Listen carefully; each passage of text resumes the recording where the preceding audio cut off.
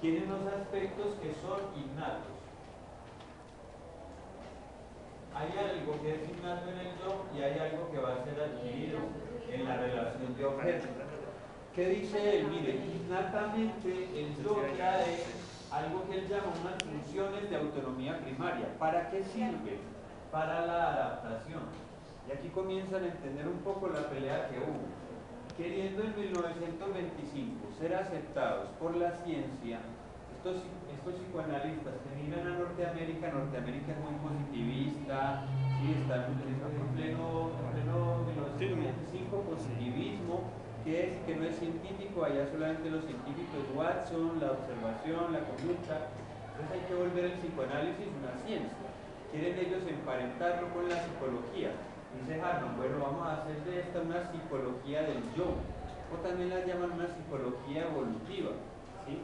O un psicoanálisis, ¿cómo lo llaman? De orientación evolutiva, algo así. O sea, van a estudiar el yo en su desarrollo y entonces van a objetar mucho. ¿Pero por qué? Si precisamente la psicología ya está estudiando el yo y sus funciones. Porque vamos a renunciar al esquema de un super yo, un ello, a estudiar la sexualidad, lo que clásicamente estudiábamos. Dicen ellos, no importa, esto es una vía para explorar que va a complementar ese otro saber. Entonces Harman va a decir, bueno, comencemos a hablar entonces del yo. ¿Qué trae el yo? El yo al principio trae unos montajes, dice él, biológicos, por ejemplo, la percepción, la motricidad, ¿sí? Luego otras que se van a ir desarrollando, pero que tienen estructura biológicamente determinada. Dicho de otra manera, lo que ustedes conocen al pie de la letra de la percepción, funciones psicológicas primarias, superiores, percepción, atención, memoria, motricidad, lenguaje, la psicología, todo lo que está, digámoslo así, a disposición de la conciencia y del yo. Por eso entonces muchos psicoanalistas dicen, pero ¿cómo así? Eso de estudiar percepción, memoria, atención, motricidad, lenguaje, eso es lo que estudia la psicología. Ellos, claro, pero es que nosotros no podemos olvidar que lo que estudiamos nosotros también es la psicología, por eso lo llaman metapsicología. Vamos a estudiar el yo y vamos a ver cómo se pueden ver afectadas esas funciones psicológicas superiores que estudian los psicólogos, pero desde la normalidad. Nosotros vamos a ver cómo se afectan esas funciones. Él va a decir, además, el yo va a adquirir nuevas funciones en el curso de su evolución, que ya no son innatas. Por ejemplo, una de las funciones del yo, ¿cuál se les ocurre que pueda ser? La más famosa, que le destacan al yo. ¿Cuál es la función más famosa del yo? La como el hecho y el... Ustedes lo han dicho. ¿Y cómo se hace eso? Mediante unos mecanismos de defensa. Entonces los mecanismos de defensa van a ser funciones del yo, pero no son primarias, innatas. Van a ser secundarias. Por eso cuando reducen la psicología del yo a los mecanismos de defensa, eso es un error. Esto lo plantea Anna Freud por allá en 1938. Pero ya desde el 25, cuando Anna Freud todavía era una adolescente y apenas le invitaba y todo ese combo de gente, ya decía, mire, el yo tiene unas funciones. Esas funciones es lo que se conoce en psicología como las funciones psicológicas superiores. Y el yo es el que las comanda. Entonces vamos a ver cómo es el desarrollo del yo, a ver si esas funciones permanecen normal o van teniendo un desarrollo patológico. ¿Y por qué les digo yo que conservan el esquema original? Porque Harman va a decir, mire, la relación de objeto en la fase oral y anal, el yo se va desarrollando y hasta ahí esas funciones operan muy bien. Entonces la motricidad al principio está incipiente, tiene un componente innato, pero se va desarrollando. El niño gatea, luego ya se puede parar, luego ya ejercita, todo lo que ustedes ya conocen, que se ve muy bien con Margaret Mahler y su esquema de ejercitación, acercamiento, cómo se va separando del objeto y va adquiriendo unas funciones que llaman precisamente funciones de autonomía primaria, ¿sí?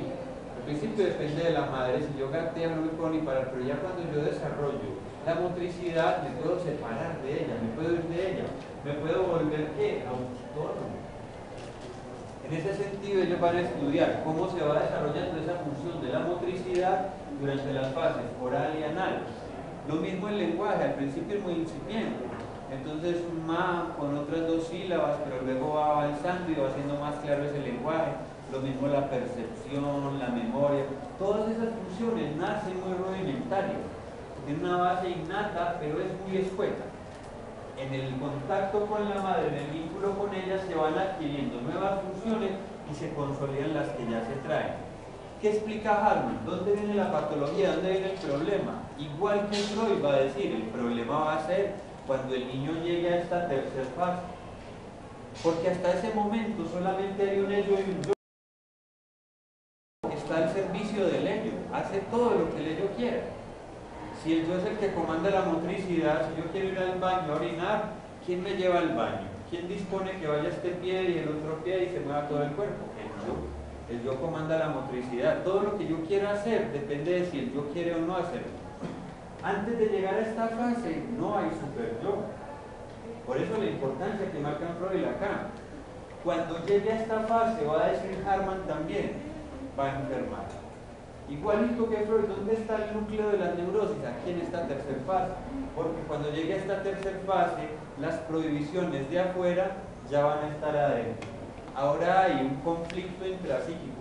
Quiere tal cosa, pulsiones, empujes del ello, pero no puede hacerlo, se lo dice el propio superyo. Entonces, hasta este momento, hasta esta fase, las funciones de autonomía primaria funcionaban muy bien. No estaban vinculadas ni con la sexualidad ni con la agresividad. Cuando se vinculan con esos dos tipos de energía en el complejo de Edipo es cuando va a enfermar el sujeto. Les van a decir ellos. ¿Cuál es la causa?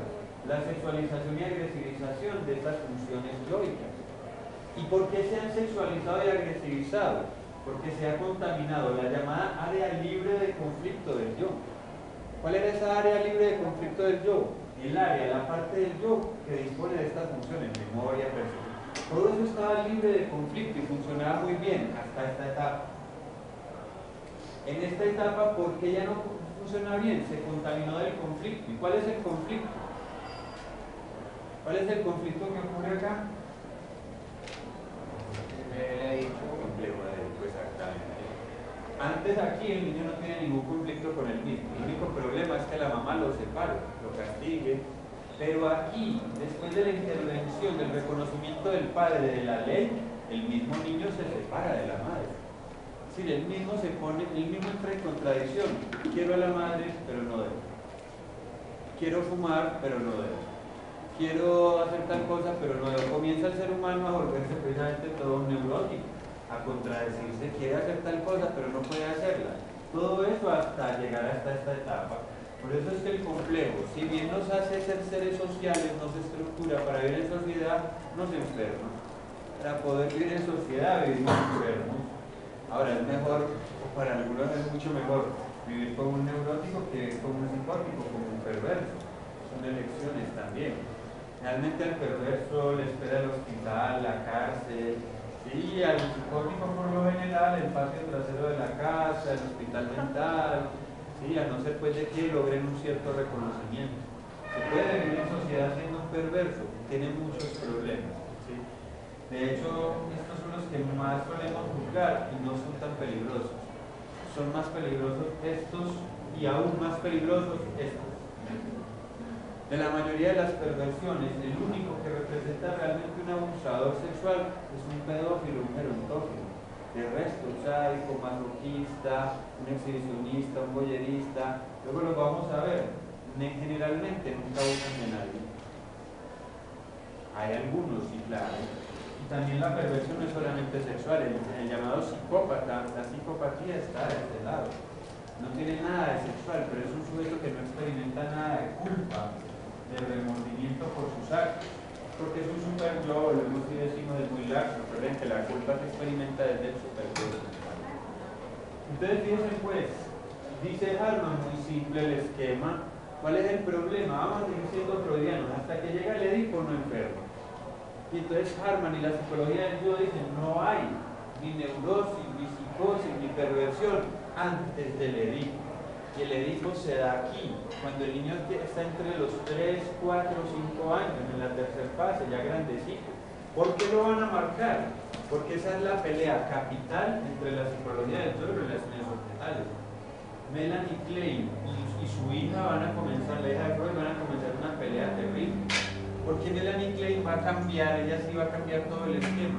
¿Y qué va a hacer? El gran aporte de ella es aportar un famoso complejo de Edipo temprano y por lo tanto un superyo temprano. No hay superyo sino hasta que hay Edipo. Y no hay Edipo sino en esta tercera fase. Melanie Klein va a poner el complejo de Edipo y el superyo desde el primer año de vida.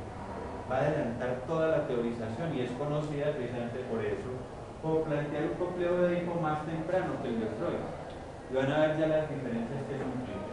Entonces hasta aquí, digamos, ellos son muy freudianos, ¿sí? Conservan el mismo esquema. Será en esta tercera fase donde enferme, cuando se vea enfrentado, como pensaba Freud, al complejo de Edipo es cuando va a enfermar. Antes no. Antes lo que hay, desde la psicología del duelo, que plantean son conflictos del desarrollo, desórdenes del desarrollo, pero nunca una neurosis, nunca una psicosis. Reconoce que hay problemáticas antes del cuarto o quinto año de vida, pero no son problemáticas de orden psíquico en el sentido de una neurosis, una psicosis, nada de eso. Lo llaman desórdenes del desarrollo o, ¿cómo se les dice ahora? Desórdenes del desarrollo, problemas del desarrollo y conflictos del desarrollo. Muy distinto a lo que van a formular después otros dinámicos que se llaman los desórdenes del carácter, que esto no aparece dentro de las estructuras psicoanalíticas de Freud ni de Lacan. Y aquí desapareció, pueden ustedes ya darse cuenta, la perversión, psicosis, neurosis, perversión. En cambio se ocupan de los desórdenes del carácter. En síntesis, entonces, cuando llega el Edipo enferma, ¿por qué? Ahí hay una dificultad para enfrentar el conflicto intrapsíquico. Esto es totalmente freudiano. ¿Por qué se enferma? ¿Por qué el Edipo hace enfermar? Porque el complejo de Edipo implica este conflicto entre las pulsiones que tienen su satisfacción y las prohibiciones del superyo. Antes de que haya un superyo, el conflicto es que mi mamá no me deja hacer lo que yo quiera. Pero cuando ya el superyo, la ley está dentro de mí, soy yo mismo el que digo, no debo hacer tal cosa, pero quiero, comienza un conflicto intrapsíquico que es la base de las patologías. Esto hace que se den regresiones y que se den como comportamientos entonces pretéritos que se den. Concepto que es muy similar no, es el mismo entre la psicología del yo y relaciones objetales, este término, un yo débil. Causa entonces de las patologías desde la psicología del yo, tener un yo débil. Ahora el asunto es explicar ¿y por qué tiene un yo débil? En el curso de la evolución del desarrollo, ese yo se tenía que ir fortaleciendo en la etapa oral y anal, y aquí llegar fuerte, pero por el contrario, no llega fuerte, unificado, llega como escindido, en partes, fragmentado. Y en ese sentido entonces no tiene una integración de sus partes, de sus elementos. Nos van a decir, hay una falla en la función de síntesis. Recuerden que síntesis es reunión del yo. Lo distinto a la síntesis es que el análisis, la descomposición, la fragmentación. Esto es un conjunto fragmentado, esto es un conjunto sintético, porque hay relaciones entre sus elementos. La unión hace la fuerza, dicen las frases populares. Vamos a ponerlo de esta manera. Si ustedes se van todos como grupo, unidos, al séptimo piso y le dicen a Luis Hernán que están muy molestos conmigo, tal vez los escuchen. Pero si se van 4 y suben y dicen que están muy molestos, y luego otros 4 dicen que no, que están muy contentos, y otros 4 luego suben y dicen que ni les interesa, y otros 4 ni siquiera vienen, no les van a parar bolas, ¿no? Si suben todos juntos, unidos, lograrían eso. Entonces, ¿de dónde viene la fortaleza o debilidad del yo? Que sus partes estén integradas. ¿Y por qué no se integran sus partes? Porque el yo como tal también tiene cómo graficárselo. Si el objeto se puede representar en bueno y malo, el yo también se representa en bueno y malo. Es decir, el yo y el objeto son escindidos. El objeto se representa como un objeto bueno cuando satisface, como un objeto malo cuando frustra. El yo también se divide en sus aspectos positivos y negativos. Entonces Freud va a explicar